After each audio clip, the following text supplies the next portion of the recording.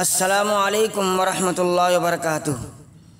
हदीस में आता है कि एक साहब ने हज़रत बिलाल रज़ियल्लाहु ताला अन्हु से पूछा कि हुज़ूर अक़दस सल्लल्लाहु अलैहि वसल्लम के इख़राजात ज़रूरियात की क्या सूरत होती थी।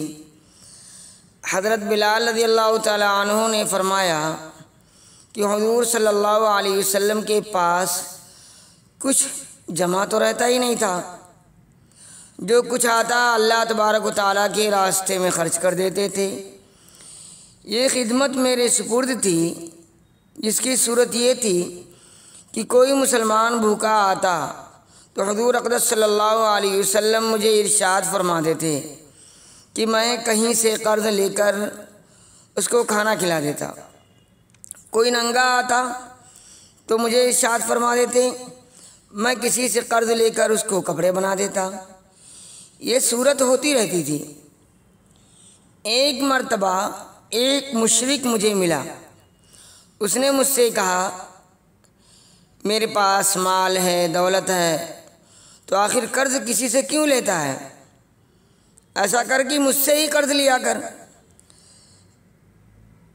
जब ज़रूरत हो तो मुझसे ही कर्ज़ लिया कर। मैंने कहा, इससे बेहतर क्या होगा। उससे कर्ज़ लेना शुरू कर दिया।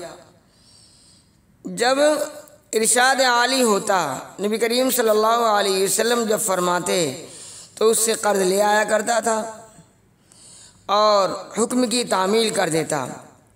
एक मर्तबा मैं वज़ू करके अज़ान कहने के लिए खड़ा ही था कि वही मुशरिक एक जमात के साथ आया और कहने लगा, ओ हबशी।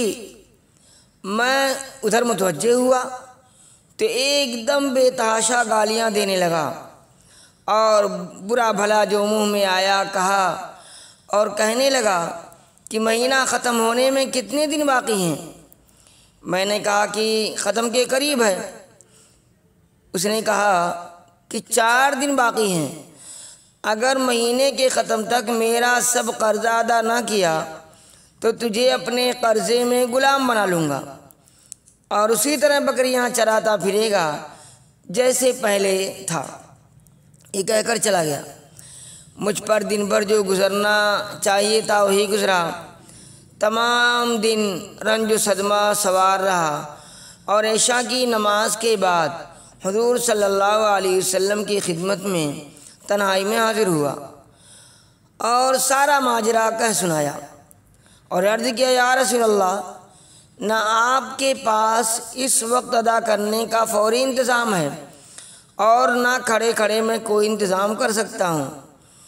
कल वो या 2-3 दिन के बाद वो आएगा और जलील करेगा। इसलिए अगर इजाज़त हो तो इतने कर्ज़ उतरने का इंतज़ाम हो, मैं कहीं रोपोश हो जाऊँ, गायब हो जाऊँ। जब आप सल्लल्लाहु अलैहि वसल्लम के पास कहीं से कुछ आ जाएगा, मैं हाज़िर हो जाऊँगा।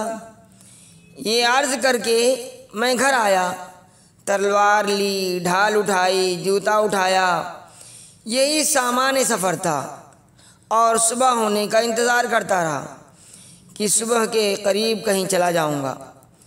सुबह करीब ही थी कि एक सब दौड़े हुए आए कि हुज़ूर सल्लल्लाहु अलैहि वसल्लम की खिदमत में जल्दी चलो।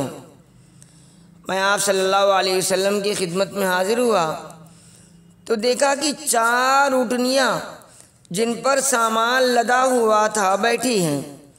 हुज़ूर सल्लल्लाहु अलैहि वसल्लम ने फरमाया, खुशी की बात सुनाऊं कि अल्लाह ताला ने तेरे कर्ज़े की अदायगी का इंतज़ाम फरमा दिया है। ये ऊँटनियाँ भी तेरे हवाले और इन सब का सामान भी। फ़िदक के रईस ने ये नजराना मुझे भेजा है। मैंने अल्लाह का शुक्र अदा किया और खुशी खुशी उनको लेकर गया और सारा कर्ज़ा अदा करके वापस आया। नबी करीम सल्लल्लाहु अलैहि वसल्लम इतने मस्जिद में इंतज़ार फरमा रहे थे। मैंने वापस आकर अर्ज़ किया कि हुज़ूर, अल्लाह का शुक्र है, हक़ ताला शानहू ने सारे कर्ज़े आप सल्लल्लाहु अलैहि वसल्लम को सुबुकदोश कर दिया। सारे कर्ज़े ख़त्म हो गए और अब कोई भी चीज़ कर्ज़े की बाकी नहीं रही। हुज़ूर सल्लल्लाहु अलैहि वसल्लम ने दरियाफ़्त फरमाया कि सामान में से भी कुछ बाकी है? मैंने अर्ज़ किया जी हाँ कुछ बाकी है।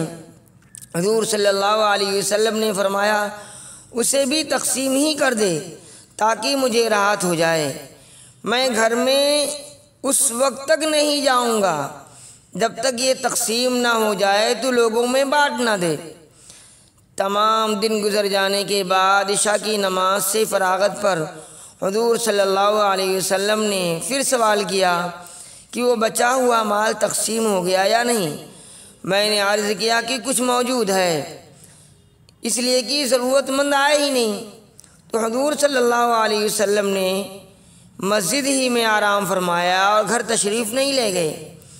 दूसरे दिन इशा के बाद फिर हुज़ूर सल्लल्लाहु अलैहि वसल्लम ने फरमाया बिलाल कुछ उसमें से बचा है या सब ख़त्म कर दिया तुमने? मैंने अर्ज़ किया कि अल्लाह तबारक व तआला आप सल्लल्लाहु अलैहि वसल्लम को राहत अता फरमाई है कि वो सब निमट गया, सब अल्लाह तबारक व तआला के रास्ते में मैंने ख़र्च कर दिया है।